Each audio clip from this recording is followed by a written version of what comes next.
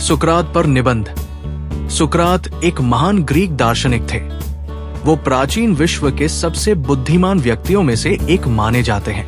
उन्होंने जीवन के हर क्षेत्र में सत्य को खोजने का प्रयास किया। ग्रीक दर्शन का उत्थान सुकरात के दर्शन के साथ ही हुआ। उन्होंने लोगों को सिखाया कि आंखें मूंद कर किसी भी चीज का अनुसरण मत करो।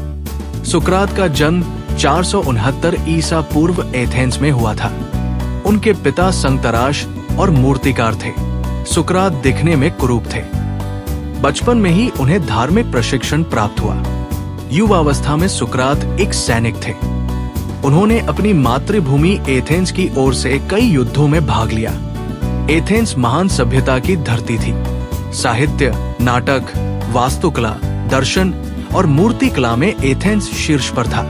सुकरात की पृष्ठभूमि ने उन्हें प्रेरित किया कि उनका रुझान दर्शन शास्त्र की ओर हो। आत्मा के बारे में सुकरात की शिक्षाएं इतनी जटिल थी कि लोग उन्हें समझने में असमर्थ थे। उनके शिष्य प्लेटो सुकरात का बहुत सम्मान करते थे और उनके बहुत बड़े प्रशंसक थे। यदि सुकरात को प्लेटो जैसे शिष्य न मिले होते तो शायद दुनिया सुकरात जैसे महान दार्शनिक के बारे में जान भी ना पाती।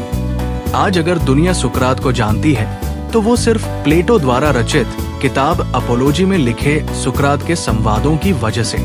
सिकंदर भी अगर महान कहलाया तो उसका श्रेय भी कहीं ना कहीं सुकरात को ही जाता है।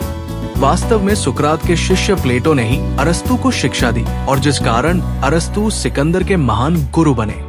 शीघ्र ही सुकरात का समकालीन सरकार से संघर्ष हो गया।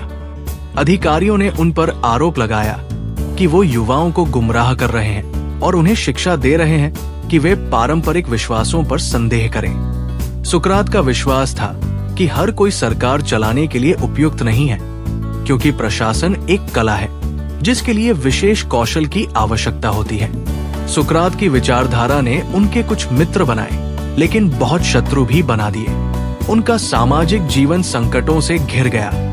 उन्हें अपनी पत्नी का भी सहयोग नहीं मिला। वो एक क्रूर और शिकायतों से भरी महिला थी, लेकिन सुकरात ने अपनी विचारों और विश्वासों को अभिव्यक्त करना बंद नहीं किया, जिसने शक्तिशाली लोगों को उत्तेजित कर दिया। सुकरात के युवा अनुयायी उनकी शिक्षाओं का अनुसरण करते और अपने वरिष्ठों से प्रश्न करते। शत्रुओं ने सुकरात पर युवाओं को भ्रष्ट करने का आरोप लगाया। आरोप बेबुनियाद थे, लेकिन अधिकारियों ने उन्हें दोषी घोषित कर दिया और उन्हें मृत्युदंड की सजा सुनाई। उन्होंने खुशी खुशी जहर का प्याला पीकर मौत को गले लगा लिया। Like, comment and subscribe.